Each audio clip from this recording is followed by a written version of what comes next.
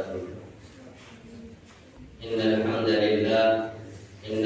لله نحمده ونستعينه ونستغفره ونؤمن به ونتوكل عليه ونعوذ بالله من شرور أنفسنا ومن سيئات أعمالنا. من يهده الله فلا مضل له ومن يضلل فلا هادي له. وأشهد أن لا إله إلا الله وحده لا شريك له وأشهد أن محمدا عبده ورسوله. أما بعد فإن خير الحديث كتاب الله وخير الهدي هدي محمد صلى الله عليه وسلم وشر الأمور محدثاتها وكل محدثة بدعة وكل بدعة ضلالة وكل ضلالة في النار. أعوذ بالله من الشيطان الرجيم. بسم الله الرحمن الرحيم. يا أيها الذين آمنوا اتقوا الله حق تقاته ولا تموتن إلا وأنتم مسلمون. يا أيها الناس اتقوا ربكم الذي خلقكم من نفس واحدة وخلق منها زوجها وبث منهما رجالا كثيرا ونساء واتقوا الله الذي تساءلون به والأرحام إن الله كان عليكم رقيبا. يا أيها الذين آمنوا اتقوا الله وقولوا قولا سديدا يصلح لكم أعمالكم ويغفر لكم ذنوبكم ومن يطع الله ورسوله فقد فاز فوزا عظيما. قال الله عز وجل في كتابه العزيز وما خلقت الجن والإنس إلا ليعبدون. سورہ زاریات آیت نمبر 56. حاضرین جمعہ، میرے دینی و میرے بھائیوں، ہر طرح کی تعریف، حمد و ثنا، بڑائی، بزرگی اس وحدہ لا شریک مالک ارض و سما کے لیے ہے، جس نے ہمیں اس دنیا میں پیدا کرنے کے بعد بھٹکتا ہوا نہیں چھوڑا، بلکہ ہمیں سیدھے راستے پر لانے کے لیے آخری نبی، سارے نبیوں کے امام، سارے نبیوں میں سب سے افضل اور خاتم النبیین محمد اکرم صلی اللہ علیہ وسلم کی ذات گرامی کو مبعوث فرمایا. حاضرین جمعہ، آج کے اس خطبہ جمعہ کے اندر میں جس موضوع پر آپ حضرات سے کچھ دیر گفتگو کروں گا وہ ہمارے زندگی کا بہت اہم موضوع ہے، بلکہ اگر میں دوسرے لفظوں میں کہوں تو یہ سمجھ لیجئے ہماری تخلیق کا مقصد، ہمارے پیدا کرنے کا مقصد ہی وہی ہے، اور وہ موضوع ہے عقیدہ توحید کی عظمت. سب سے پہلے ہم توحید کا معنی سمجھتے ہیں. توحید کا معنی اور مطلب کیا ہوتا ہے؟ اگر عربی زبان میں اس کی تعریف کریں گے تو اس کی تعریف ہوگی افراد اللہ تعالی بالعبادہ، کہ عبادت میں اللہ رب العالمین کو اکیلا جاننا، تنہا جاننا، عبادت کا مستحق حقدار صرف اللہ رب العالمین ہی کو سمجھنا. توحید ہے کیا؟ یہی شہادتین کا اقرار، لا الہ الا اللہ محمد رسول اللہ، اسی کا اقرار کر لینا ہی توحید کو ماننا ہے. لیکن اس کلمے کے کچھ تقاضے ہیں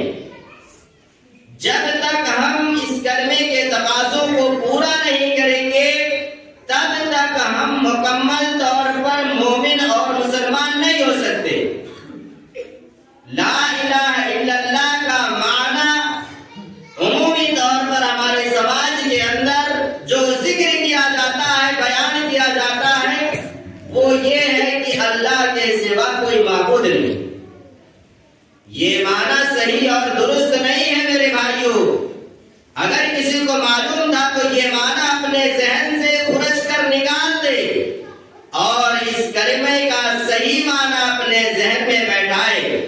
صحیح معنی یہ ہے کہ اللہ کے سوا کوئی معبود حقیقی نہیں ہے۔ اس دنیا کے اندر بہت سارے معبود ہیں، بہت سارے دھرم کے ماننے والے ہیں اور ان کے اپنے الگ الگ معبود ہیں۔ معبود کا مطلب کیا ہوتا ہے؟ جس کی عبادت کی جائے۔ ہندو ہے وہ کسی اور چیز کی عبادت کرتے، سکھ ہے کسی اور چیز کی عبادت کرتے، کرسچن ہے کسی اور چیز کی عبادت کرتے ہیں، یا دنیا میں جتنے بھی دھرم کے ماننے والے ہیں سب کے اپنے اپنے خدا ہیں جنہیں انہوں نے اپنے ہاتھوں سے بنا لیا ہے اور وہ اس کی عبادت کرتے ہیں۔ اس وجہ سے کہنا پڑے گا کہ ہاں ہے تو دنیا کے اندر بہت سارے معبود، لیکن صحیح معنوں میں، حقیقی معنوں میں صرف ایک معبود ہے، صرف ایک ذات ہے جو عبادت کے لائق ہے، جس کی عبادت کرنے پر ہم دنیا کے اندر بھی کامیاب ہو سکتے ہیں اور آخرت میں بھی انشاءاللہ ہمیں کامیابی ملے گی، اور وہ ذات اللہ رب العالمین کی ذات ہے۔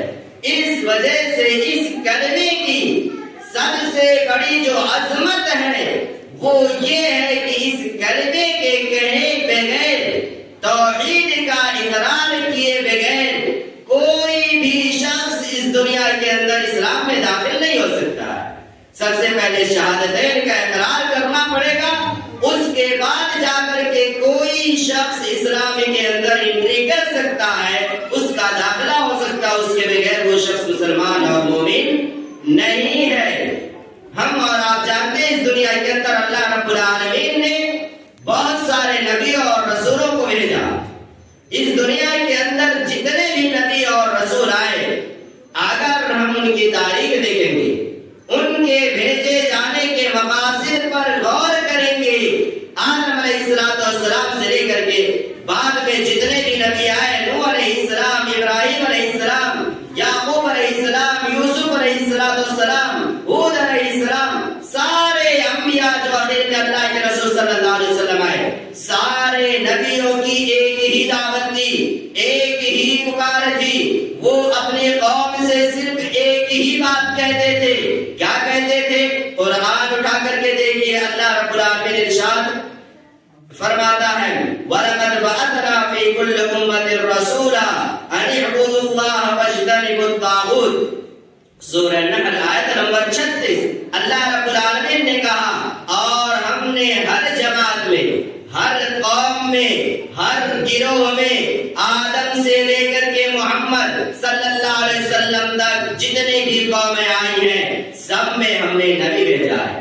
کوئی قوم اس دنیا کے اندر ایسی نہیں گزری ہے جس میں اللہ نے نبی اور پیغمبر بھیجا نہ ہو، سب میں بھیجا اور سب کی ایک ہی دعوت تھی۔ سبوں نے اپنی قوم سے صرف ایک ہی بات کہی تھی۔ کیا کہا تھا؟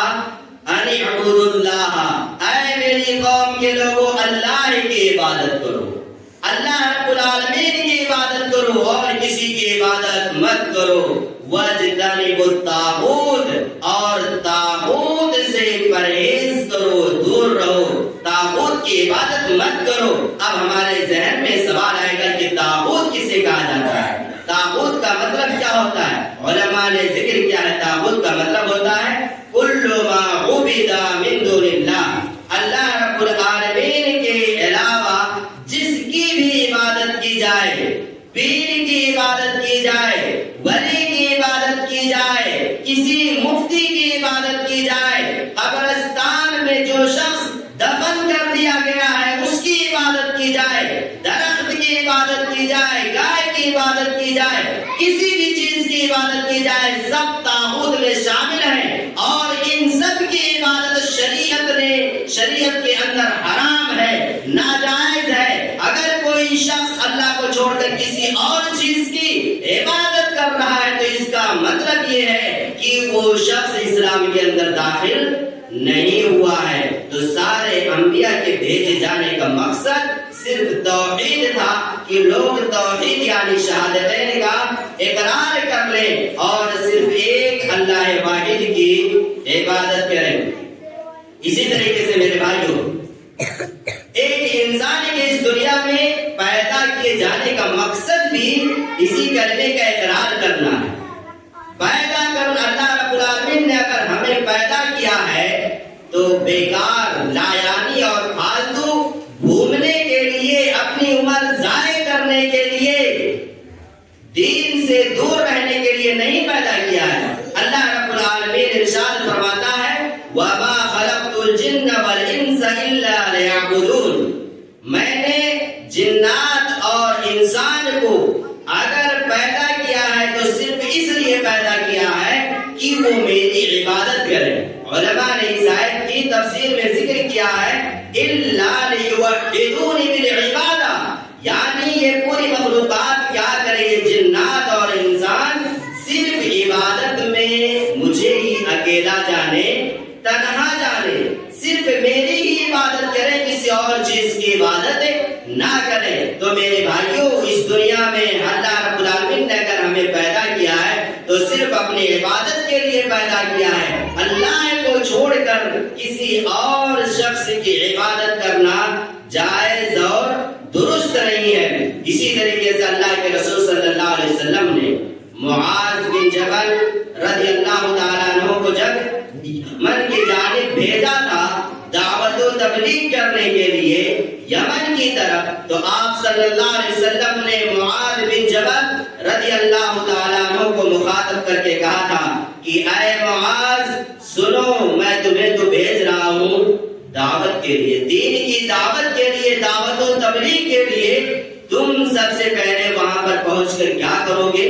جس قوم کے پاس جا رہے ہو وہ مومن اور مسلمان نہیں ہے، یہودی ہیں، عیسائی ہیں، ان کے پاس پہنچ کر کے سب سے پہلے تمہیں جو کام کرنا ہے وہ یہ ہے شہادت اللہ الہ الا اللہ۔ سب سے پہلی پکار، سب سے پہلی جو دعوت اس قوم کو تمہیں دینی ہے وہ یہ ہے کہ اس قوم سے کہنا کہ وہ لوگ لا الہ الا اللہ کا اقرار کر لیں، کلمہ شہادتین کا اقرار کر لیں، اس کے بعد پھر وہ کسی چیز، اس کے بعد پھر تم کسی اور چیز کی دعوت دینا۔ اللہ کے رسول صلی اللہ علیہ وسلم کی اس حدیث سے اور انبیاء کرام کے اس دنیا میں بھیجے جانے کا جو مقصد بنیادی طور پر تھا توحید، ان دونوں آیت سے اور حدیث رسول سے ہمیں یہ بات معلوم ہوتی ہے کہ اگر ہم دعوت کا کام کرنا چاہتے ہیں، دعوت و تبلیغ کا کام کرنا چاہتے ہیں، لوگوں کو اسلام کی طرف بلانا چاہتے ہیں، تو ہماری دعوت کی شروعات، ہماری دعوت کی بنیاد، دعوت کا نقطۂ آغاز جو ہونا چاہیے وہ توحید ہے۔ سب سے پہلے توحید کی اصلاح کیجیے، عقیدے کی اصلاح سب سے اہم ہے، سب سے بنیادی چیز عقیدہ ہے انسان کی زندگی میں۔ انسان لاکھ عبادت کر لے، لاکھ تہجد ادا کر لے، لاکھ صدقہ و خیرات کر لے، پوری زندگی نیکیاں ہی نیکیاں کرتا رہے، لیکن اگر انسان کا عقیدہ خراب ہے، اگر انسان کے عقیدے میں خلل ہے، اگر انسان کا عقیدہ شریعت سے میل نہیں کھاتا ہے، میچ نہیں کھاتا ہے، تو پھر اس کی ساری عبادتیں اللہ رب العالمین کے یہاں رائگاں چلی جائیں گی۔ ان عبادتوں کا کوئی مقصد نہیں ہے، کچھ ثواب ملنے والا نہیں ہے۔ آخر کیا ہے میرے بھائیوں، ایک شخص 5 وقت کی نماز ادا کرتا ہے، نماز ادا کرنے کے بعد فوراً جا کر قبرستان کے سامنے اپنی پیشانی جھکا دیتا ہے، وہاں پر پیر سے، وہاں پر ولی سے، وہاں پر دیگر لوگوں سے کیا کہتا ہے، اپنی حاجتیں مکمل کروانے کی کوشش کرتا ہے، ان سے اولاد مانگتا ہے، ان سے بیٹے اور بیٹیاں مانگتا ہے، ان سے رزق مانگتا ہے، اور ان کے سامنے جا کر نذر و نیاز کرتا ہے، جانور ذبح کرتا ہے، ان کے سامنے جا کر کے اپنی حاجت، اپنی شکایتیں لکھواتا ہے کہ یہ پیر، یہ بابا، یہ ولی ہماری حاجتوں کو مکمل کر دیں گے، ہمارے اوپر جو آفت ہے اسے دور کر دیں گے، ہمارے اگر ہم صاحب اولاد نہیں ہیں تو یہ پیر صاحب، یہ بابا اور یہ علماء جن کی طرف ہم جاتے ہیں، یہ سارے ہمارے پریشانیوں کو دور کر دیں گے۔ یاد رکھ لیجئے، اپنے ذہن میں محفوظ کر لیجئے، اس دنیا کے اندر اگر سب سے عظیم کوئی ہستی ہو سکتی ہے، اگر کوئی ذات سب سے عظیم ہے تو وہ رسول اکرم صلی اللہ علیہ وسلم کی ذات ہے۔ آپ مجھے بتائیے کہ اللہ کی نگاہوں میں کوئی ہو سکتا ہے؟ نبی سے زیادہ باوقار اور باعزت کوئی حیثیت کوئی شخص ہو سکتا اللہ کی نگاہوں میں؟ نبی سے زیادہ تقوی والا، نبی سے زیادہ علم والا، نبی سے زیادہ اپنے دل میں اللہ کا خوف بیٹھانے والا، نبی سے زیادہ اللہ کی عبادتیں کرنے والا، نبی سے زیادہ توحید کی دعوت دینے والا شخص کوئی ہو سکتا ہے اس دنیا کے اندر؟ کوئی نہیں ہو سکتا۔ لیکن اس نبی کے پاس بھی اتنی طاقت نہیں ہے موت کے بعد، اور موت کے بعد کیا بعض چیزیں ایسی تھیں کہ نبی زندہ تھے پھر بھی وہ اختیار آپ کے ہاتھ میں نہیں تھا، آپ کے ہاتھ میں نہیں تھا کہ آپ کسی کو نفع پہنچا دیں، کسی کو نقصان پہنچا دیں، آپ کے ہاتھ میں یہ چیز نہیں تھی جب زندہ تھے تب بھی، اور موت کے بعد بھی آپ کے اختیار میں یہ چیز نہیں ہے۔ رزق نبی نہیں دے سکتے، اولاد نبی صلی اللہ علیہ وسلم نہیں دے سکتے، اسی طریقے سے ہماری حاجت اور ہمارے اوپر آنے والی آفتوں کو نبی نہیں دور کر سکتے جب نبی کے اختیار میں یہ چیزیں نہیں ہیں۔ اور نبی کے بعد اس روئے زمین کی سب سے مقدس جماعت، سب سے بابرکت جماعت اور سب سے زیادہ اللہ کی عبادت کرنے والی جماعت اور اللہ کی نگاہوں میں سب سے زیادہ احترام والی جماعت اگر کوئی گزری ہے تو وہ صحابہ کی جماعت ہے۔ آپ کسی صحابی کے سلسلے میں دکھا دیجئے کہ کسی صحابی نے جا کر کسی صحابی کے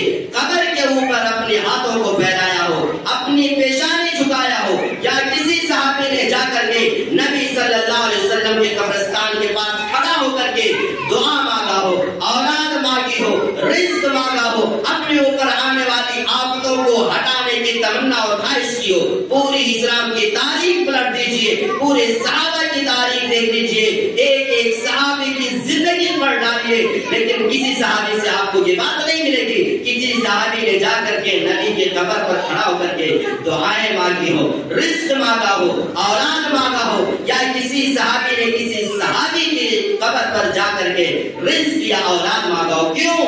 وہ یہ جانتے تھے، ان کے ذہنوں میں یہ بات بے بس تھی، نبی نے ان کے ذہنوں میں یہ بات بیٹھا دیا تھا کہ رزق دینے والا، اولاد دینے والا، ہمارے اوپر آنے والی آفتوں کو دور کرنے والا، اور اسی طریقے سے زندگی کی دیگر ضروریات کو مکمل کرنے والا اگر کوئی ہے تو صرف ایک ذات ہے، صرف ایک ذات ہے، اور وہ رب العالمین کی ذات ہے، پروردگار ہے، وہی ان ساری چیزوں کو مکمل کر سکتا ہے۔ تو پھر میرے بھائیوں اور دوستو، آج بتلاؤ کہ بہت سارے مسلمان ہیں جو دعویٰ کرتے ہیں کہ ہم مومن ہیں، ہم مسلمان ہیں، صرف نام رکھ لینے سے کوئی شخص مومن اور مسلمان نہیں ہو جا سکتا، بلکہ نام رکھنے کے بعد میں اس کلمے کے جو تقاضے ہیں اور لا الہ الا اللہ محمد رسول اللہ کے، اسے مکمل کیجئے، اور اس کلمے کے جو خلاف چیزیں ہیں ان کو چھوڑ دیجئے، تب جا کے مکمل طور پر اسلام کے اندر داخل ہوں گے اور مکمل طور پر مومن اور مسلمان کہلانے کے حقدار ہوں گے۔ اگر یہ طریقہ ہم نے نہیں اپنایا، بلکہ ہمارا طریقہ یہ ہو کہ ایک طرف ہم نماز بھی پڑھیں اور ایک طرف جا کر ہم کسی بابا سے پیر سے دعائیں کرائیں، اولاد مانگیں، رزق مانگیں، یا کوئی اور چیز لے جا کر کے ان کے قدموں میں ڈال دیں، تو یہ میرے بھائیو شرک ہے۔ یہ کسی بھی طریقے سے شریعت کے اندر جائز اور درست نہیں ہے۔ اس وجہ سے یاد رکھیے، عقیدے کی اصلاح کیجئے، عقیدے کی عظمت کو سمجھیے۔ یہ کلمہ اتنا عظیم ہے، یہ کلمہ لا الہ الا اللہ محمد رسول اللہ اتنا عظیم ہے میرے بھائی اور دوستو۔ آپ صلی اللہ علیہ وسلم نے عرب کے لوگوں کو مخاطب کر کے فرمایا تھا کہ اے عرب کے لوگوں سن لو، قولوا لا الہ الا اللہ تفلحوا وتملكوا العرب والعجم۔ سن لو جو بات میں تم سے کہتا ہوں، یہ مت سوچو کہ ایک انسان ہے جو ہماری پیٹھ سے اڑ گیا ہے، نبوت کا دعویٰ کر رہا ہے، صرف میری باتوں پر غور کر لو، میری تعلیمات پر عمل کر لو، نتیجہ کتنا فائدہ مند ہوگا تمہارے سامنے آ جائے گا۔ حالات بتا دیں گے، حالات فیصلہ کر دیں گے۔ اور ہوا یہی کہ وہی عرب تھے جن عربوں پر قیصر و کسریٰ حکمرانی کیا کرتے تھے۔ عربوں کی حالت یہ تھی، دیگر بادشاہ ان پر حکمرانی کیا کرتے تھے، ان کے پاس اتنی طاقت نہیں تھی، اتنی صلاحیت نہیں تھی کہ وہ جا کر ان کی آنکھوں میں آنکھیں ملا کر گفتگو کر سکیں. غلامی کی زندگی تھی لیکن وہی عرب تھے جب نبی کی دعوت پہ انہوں نے لبیک کہا تھا. انہوں نے کہا لا الہ الا اللہ محمد رسول اللہ. انہوں نے یقین کیا کہ یہ شخص جو باتیں کہہ رہا ہے صحیح ہے. اس کی بات کاہنوں کی سی بات نہیں ہے, اس کی بات پاگلوں سی بات نہیں ہے, اس کی بات جادوگروں کی سی بات نہیں ہے. انہوں نے آپ کی دعوت پر لبیک کہا. وہی صحابہ کی جماعت ہے, وہی صحابہ کی جماعت ہے کہ جب لا الہ الا اللہ محمد رسول اللہ انہوں نے اقرار کر لیا, اس کے بعد میں وہ کامیاب ہو گئے. تاریخ پلٹ گئی, زمانہ بدل گیا, فکر بدل گئی, لوگوں کے خیالات بدل گئے. وہی صحابہ تھے, عرب سے باہر نکلنے کی ہمت نہیں تھی. قیصر و کسریٰ سے آنکھوں میں آنکھیں ڈال کر گفتگو کرنے کی طاقت نہیں تھی, لیکن اسی کلمے کا اقرار کیا, اپنی زبان سے کہا لا الہ الا اللہ محمد رسول اللہ. گواہی دیتا ہوں رب کے سوا کوئی معبود حقیقی نہیں ہے, اور اس روئے زمین پر رب العالمین نے محمد اکرم صلی اللہ علیہ وسلم کو اپنا نبی اور رسول بنا کر کے بھیجا ہے. پھر حالت کیا ہو گئی, معلوم ہے. وہی صحابہ تھے, عرب سے باہر نکل گئے.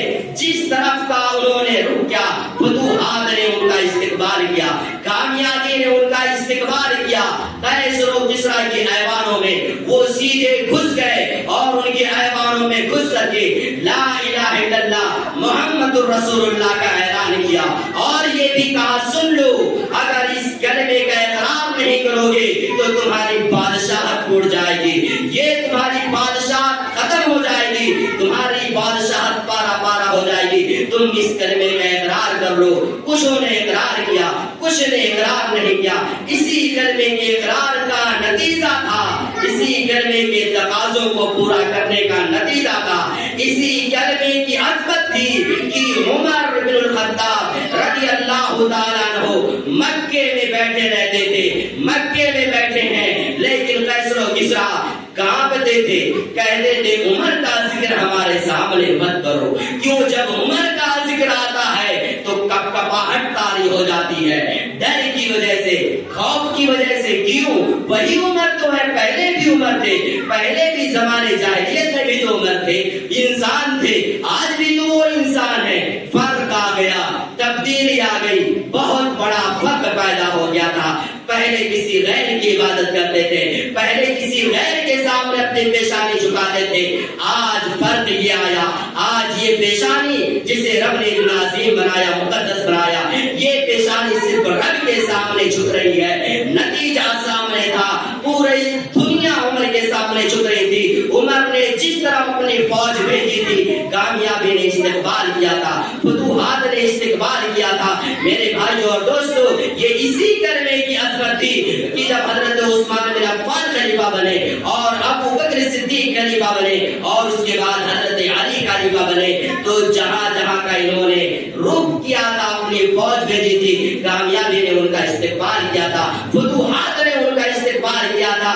وہی صحابی تھے, مکہ کے اندر زندگی بسر کر رہے تھے, مکہ سے آگے نکلنے کی ان کے پاس ہمت اور طاقت نہیں تھی, لیکن اسی کلمے کے اقرار کرنے کے بعد مکہ سے باہر نکل گئے. مکہ سے باہر نکل کر انہوں نے لا الہ الا اللہ محمد رسول اللہ کا اعلان کیا. یہاں تک کہ اس کلمے کی عظمت ان کے دلوں میں اس قدر پیوست تھی, کل تو کل ہندوستان تک یہ صحابہ کی مقدس جماعت پہنچ جاتی ہے. 25 صحابہ کرام ہندوستان پہنچتے ہیں اور یہاں پر دعوت توحید دیتے ہیں, لوگوں کو اسلام کی طرف آنے کی دعوت دیتے ہیں. تو میرے بھائیوں اور دوستو, اس کلمے کو معمولی مت سمجھیے, توحید کو معمولی مت سمجھیے. پوری تاریخ پلٹ کر کے رکھ دے گا یہ کلمہ, لیکن شرط یہ ہے اس کلمے کے جو تقاضے ہیں ان کو پورا کیجیے. اس کلمے کے خلاف جو چیزیں ہیں ان کو چھوڑ دیجیے, ان سے کوئی واسطہ مت رکھیے, ورنہ پھر کیا ہوگا, ہم عبادتیں بھی کریں گے, رب العالمین کا عذاب بھی نازل ہوگا. عبادتیں بھی کریں گے, لیکن اس کے باوجود ہم پر ظالم و جابر بادشاہوں کی حکمرانی ہوگی. عبادتیں بھی کریں گے, لیکن اس کے باوجود بھی ہمیں اپنے ملک کے اندر کر اپنا حق لینے تک کی صلاحیت اور طاقت نہیں ہوگی، اس وجہ سے کہ ہم نے اس کلمے کے تقاضے کو مکمل نہیں کیا ہے۔ میرے بھائیوں اور دوستو، ہم اور آپ تو یہ سمجھتے ہیں ہمارے یہاں شرک نہیں موجود ہے، ہمارے یہاں شرک نہیں موجود ہے، لیکن مثال دیتا ہوں، سمجھیے شرک انسان کی زندگی میں کیسے گھستا ہے اور انسان کو احساس بھی نہیں ہوتا ہے۔ رات کی تاریکی ہو، پہاڑ پر سیاہ پتھر رکھا ہوا ہو، اس سیاہ پتھر پر کالی چمٹی ریگ رہی ہو، کوئی شخص دیکھ سکتا ہے؟ رات کی تاریکی، پتھر پہاڑ پر رکھا ہو، سیاہ پتھر پر کالی چمٹی ریگ رہی ہو، کوئی شخص دیکھ سکتا ہے؟ نہیں دیکھ پائیں گے، کتنی بھی کوشش کر لیجئے۔ ایسے ہی شرک کا مسئلہ ہے، یہ شرک ہماری زندگیوں میں گھستا ہے لیکن ہمیں احساس نہیں ہوتا۔ اسی وجہ سے میرے بھائیوں میں کہتا ہوں اور کہتے رہوں گا کہ عقیدے کی کتابیں پڑھیے۔ دو کتابیں عقیدے کے باب میں عرب اور ہندوستان میں ایسی لکھی گئی ہیں کہ ان کی طرح کوئی اور کتاب نہیں ہے، اور ان دو کتابوں کے تعلق سے میرا ماننا یہ ہے ہر مسلمان کو پڑھنا چاہیے، ہر مسلمان کو پڑھنا چاہیے، چاہے وہ ڈاکٹر ہو، چاہے وہ انجینئر ہو، چاہے وہ سائنسداں ہو، چاہے وہ بزنس مین ہو، دنیا کے کسی بھی میدان میں وہ شخص سانس لے رہا ہو، لیکن ان دونوں کتابوں کا مطالعہ کرنا چاہیے۔ اس کا فائدہ یہ ہوگا کہ زندگی میں اگر شرک ہوگا تو ہم اس شرک سے اپنی زندگی کو پاک و صاف کر لیں گے۔ سب سے پہلی کتاب ہے تقویۃ الایمان، جو شاہ اسماعیل رحمۃ اللہ علیہ کی لکھی ہوئی ہے، جو ہندوستان ہی کے رہنے والے تھے۔ دوسری کتاب ہے کتاب التوحید، جو شیخ الاسلام محمد بن عبد الوہاب رحمۃ اللہ علیہ کی لکھی ہوئی ہے۔ وہ کتاب آپ بھی دیکھیں کہ اردو میں بھی وہ کتاب موجود ہے، ہر مسلمان کو مطالعہ کرنا چاہیے تاکہ وہ اپنے عقیدے کی اصلاح کر سکے۔ یاد رکھیں اگر عقیدہ درست نہیں ہوگا تو ایسی شکل میں کوئی بھی عبادت ہماری قبول نہیں کی جائے گی۔ اللہ رب العالمین نے ارشاد فرمایا وَلَقَدْ أُوحِيَ إِلَيْكَ وَإِلَى الَّذِينَ مِن قَبْلِكَ لَئِنْ أَشْرَكْتَ لَيَحْبَطَنَّ عَمَلُكَ وَلَتَكُونَنَّ مِنَ الْخَاسِرِينَ۔ اے نبی یاد رکھیے ہم نے آپ کی طرف بھی وحی کی ہے، اور آپ سے پہلے جتنے بھی رسول میں نے بھیجے تھے سارے انبیاء کی طرف میں نے وحی کر دی تھی کیا لَئِنْ أَشْرَكْتَ لَيَحْبَطَنَّ عَمَلُكَ، اگر نبی تم نے بھی اگر شرک کر دیا نا تو تمہارے سارے اعمال برباد ہو جائیں گے۔ آپ غور کیجئے رب کس سے کہہ رہا ہے؟ نبی سے کہہ رہا ہے کہ اے نبی اگر آپ نے بھی شرک کر دیا نا لَيَحْبَطَنَّ عَمَلُكَ تو تمہارے سارے اعمال برباد ہو جائیں گے، اور صرف برباد ہی نہیں ہوں گے وَلَتَكُونَنَّ مِنَ الْخَاسِرِينَ، اور خسارہ اٹھانے والوں میں سے آپ ہو جائیں گے۔ یعنی خسارہ اٹھانا ہے دنیا میں بھی اور آخرت میں بھی۔ اس وجہ سے کوئی بھی ہم نیک عمل کریں، بنیادی شرط یہ ہے پہلے کہ ہمارا عقیدہ درست اور صحیح ہونا چاہیے۔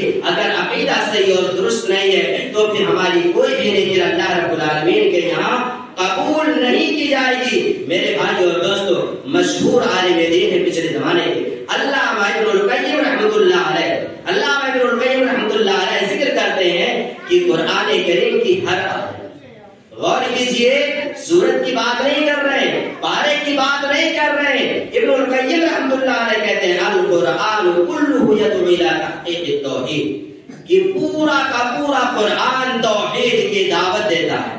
آگے کیا کہتے ہیں ان کل آیت فی القرآن، قرآن کریم کی ایک ایک آیت، الحمدللہ رب العالمین الرحمن الرحیم، کوئی اور آیت اٹھائیے سورت نہیں، ایک ایک آیت توحید کی دعوت دیتی ہے۔ کس چیز کی؟ توحید کی دعوت دیتی ہے، کلمہ شہادتین کی دعوت دیتی ہے، کیونکہ یہی سب سے عظیم کلمہ ہے، سب سے بابرکت یہی کلمہ ہے۔ یہ کلمہ وہ کلمہ اگر انسان زندگی کے آخری لمحات میں اس کلمے کا اقرار کر لے، آپ صلی اللہ علیہ وسلم نے فرمایا من کان آخر کلامہ لا الہ الا اللہ دخل الجنہ، جس شخص کا آخری کلمہ جس میں سے روح نکل رہی ہے یا نکلنے والی ہے، اس شخص نے دنیا سے جاتے وقت اپنی زبان سے جو آخری گفتگو کی تھی، زبان سے جو آخری لفظ نکالا تھا وہ لا الہ الا اللہ ہے۔ اگر اس کا اقرار کیا تھا، زبان سے اس کے آخری لفظ یہ نکلے تھے دخل الجنہ، اللہ رب صلی اللہ علیہ وسلم نے کہا وہ شخص جنت میں داخل ہو جائے گا۔ اور میرے بھائی اور دوستو، اس کلمے کی عظمت یہ ہے کہ جب تک اس کلمے کے اقرار کرنے والے روئے زمین پر رہیں گے، ایک بھی شخص اگر اس دنیا کے اندر لا الہ الا اللہ کا اقرار کرنے والا ہے تو پھر قیامت نہیں آئے گی۔ قیامت کب آئے گی؟ قیامت اس وقت آئے گی جب اس پوری دنیا سے موحدین کا خاتمہ ہو جائے گا، جب روئے زمین پر ایک بھی شخص اللہ کا نام لینے والا نہیں رہے گا، لا الہ الا اللہ محمد رسول اللہ کا اقرار کرنے والا نہیں رہے گا، تب تک قیامت نہیں آئے گی۔ یعنی جب سارے مومنین کا خاتمہ ہو جائے گا تب قیامت آئے گی۔ میرے بھائیو اور دوستو، آخری بات اس کلمے کی عظمت کے تعلق سے، کل قیامت کے دن انسان کے نامہ اعمال میں سب سے زیادہ وزنی جو چیز ہوگی وہ لا الہ الا اللہ محمد رسول اللہ۔ یہاں تک کہ آسمان میں جتنی چیزیں ہیں، روئے زمین پر جتنی چیزیں ہیں، انسان نے جو کچھ گناہ کیا ہے وہ نامہ اعمال کے کیا کہتے ہیں ایک طرف رکھ دیے جائیں گے ترازو کے، اور ایک جانب صرف لا الہ الا اللہ محمد رسول اللہ کو رکھ دیا جائے گا۔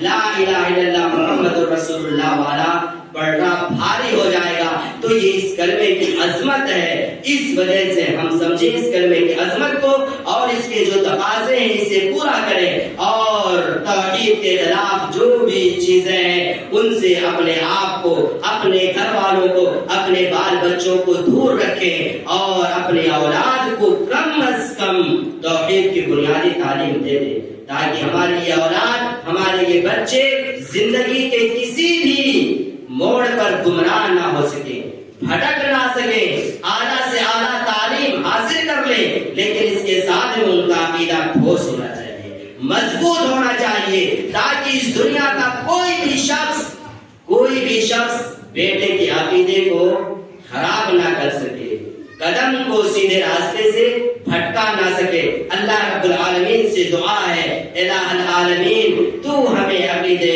توحید کی حفاظت کرنے کی توفیق عطا فرما، آمین۔ الہ العالمین تو ہمیں اپنے عقیدے کی حفاظت کے ساتھ اپنی اولاد کو عقیدے کی تعلیم دینے کی توفیق عطا فرما، آمین۔ الہ العالمین تو ہمیں اس کلمے کی عظمت کو کما حقہ سمجھنے کی توفیق دے، آمین۔ الہ العالمین ہم میں سے جن کا انتقال ہو چکا ہے تو انہیں عذاب قبر سے محفوظ رکھے، آمین۔ اور اسی کے ساتھ انہیں انبیاء کرام، شہداء اعظام، صدیقین کی صحبت اور رفاقت نصیب فرما، آمین۔ الہ العالمین تو ہمیں اس دنیا کے اندر جب تک زندہ رکھ، ایمان پر، اسلام پر زندہ رکھ، اور جب ہمارا خاتمہ ہو تو ایمان پر، اسلام پر ہمارا خاتمہ ہو۔